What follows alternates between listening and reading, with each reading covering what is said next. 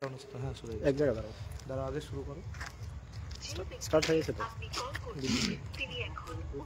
দাঁড়া বিজয়দাকে ফোন করি, বিজনেসটা মিটিং করতে তবুও কিছু করার নেই। আমার মুখটা নেই এই কৌশিক দা, হ্যাঁ এক জায়গায় দাঁড়াও নাকি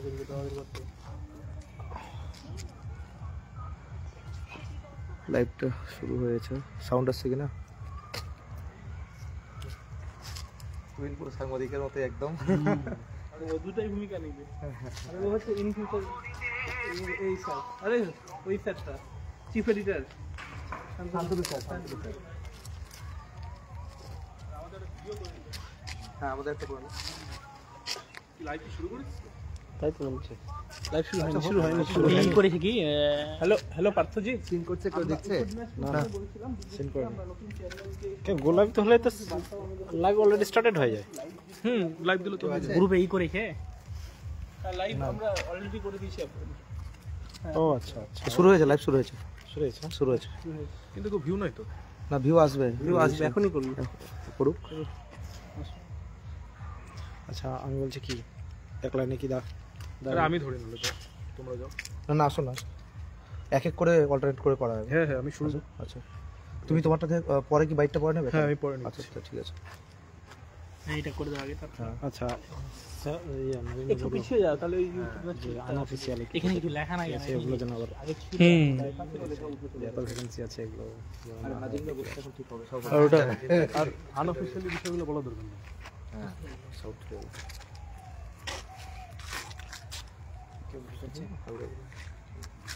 এমনি বলবো যে এটা এসেছিলাম নতুন একটা। হ্যাঁ, হয়েছে, শুরু হয়েছে, এখন শুরু হলো। শুরু হয়েছে। হ্যাঁ শুরু হয়েছে, শুরু হয়েছে। চলো আসো এদিকে আসো সবাই।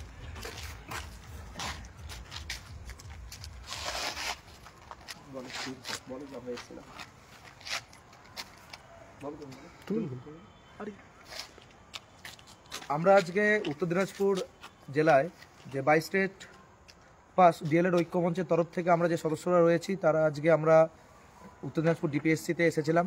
আমাদের গত কয়েকদিন আগেই, 2-3 দিন আগেই আমাদের উত্তর দিনাজপুর ডিপিএসসিতে নতুন চেয়ারম্যান নিযুক্ত হয়েছেন। এর আগে কিন্তু আমাদের এখানে চেয়ারম্যান ছিলেন না।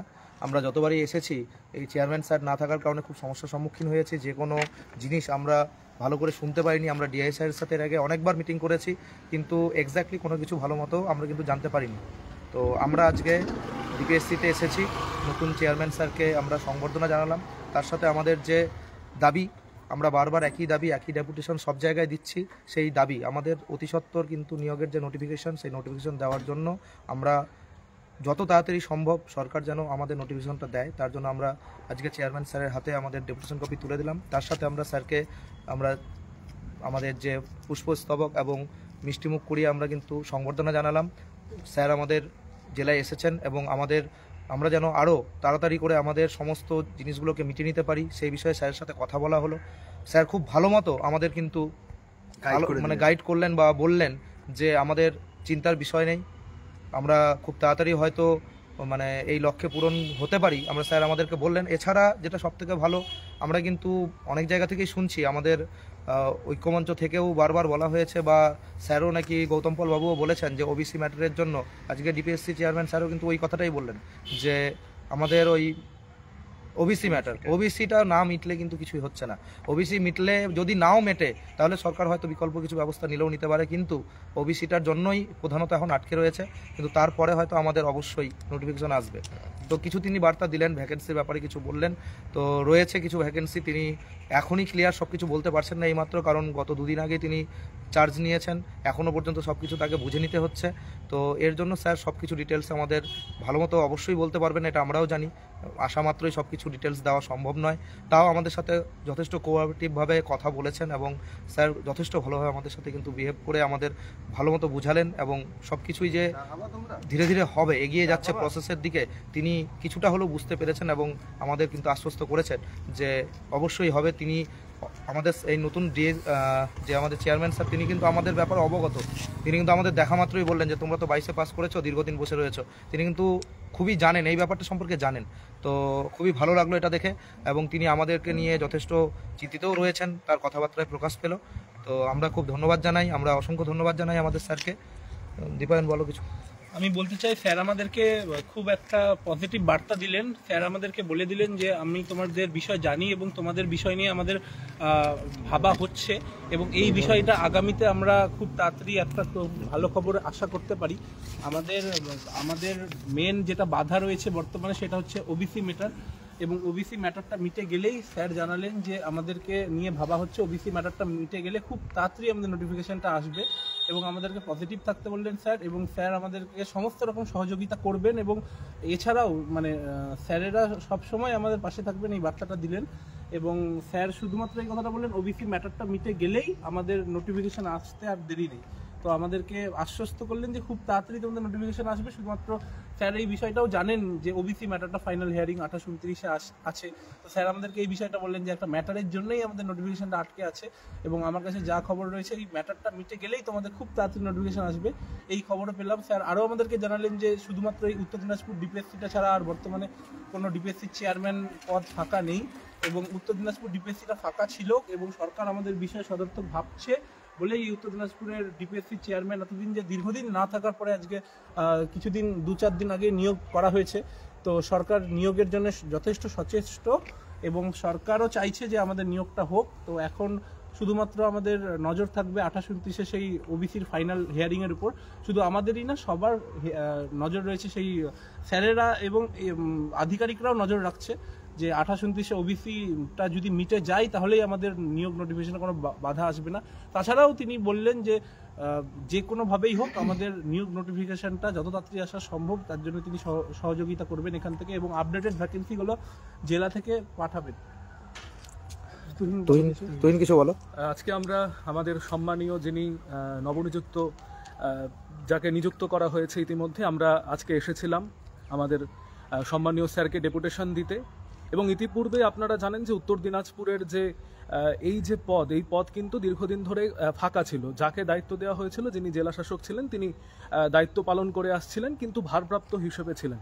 কিন্তু আমরা দেখলাম যে কিছুদিন আগেই আমাদের উত্তর দিনাজপুর জেলার ডিপিএসসির চেয়ারম্যান পদে স্যারকে নিয়ে আসা হয়েছে। আমরা আজকে এসেছিলাম, স্যারকে মিষ্টিমুখ করিয়ে উত্তরীয় পরিয়ে আমরা বরণ করলাম। এবং আমাদের যেটা মূলত দাবি ছিল যে ইতিমধ্যেই আপনারা জানেন যে 2022 প্রাথমিক টেট পাস ডিএলএড ঐক্যমঞ্চ বিভিন্নভাবে তারা জেলা থেকে শুরু করে রাজপথ থেকে, কলকাতা থেকে বিভিন্ন জায়গায় তারা আন্দোলন করে যাচ্ছে, এবং একটাই মূলত আমাদের দাবি যে 50,000 শূন্য পদে যে ইন্টারভিউ নোটিফিকেশন, এবং খুব দ্রুত সেই ইন্টারভিউ নোটিফিকেশন জারি করতে হবে। এই দাবি নিয়ে আজকে আমরা কথা বললাম। কিন্তু মূলত পজিটিভ, অবশ্যই তিনি যেই কথাগুলি বললেন সেই কথাগুলি কিন্তু একেবারেই পজিটিভভাবে উঠে আসলো।